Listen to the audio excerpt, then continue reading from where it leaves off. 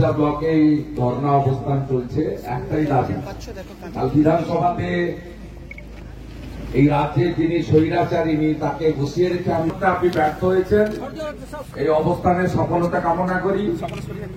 আজকে রাত্রে 9টা থেকে 10টা ঘরের আলো বন্ধ করে কর্মসূচি, তাতে আমি কলকাতাতে ধর্মতলাতে যোগ দেব।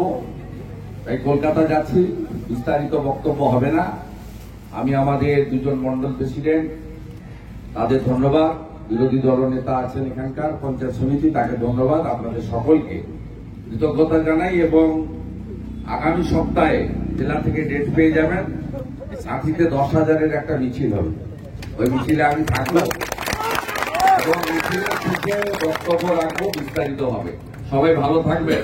দফা 1 দাবি 1, দফা 1 দাবি 1, দড়ি ধরে মারো টান, দড়ি ধরে মারো টান, ভারত মাতা কি জয়। এই অবস্থানে সফলতা কামনা করি। বিচার চাই, বিচার চাই, বিচার চাই, বিচার চাই।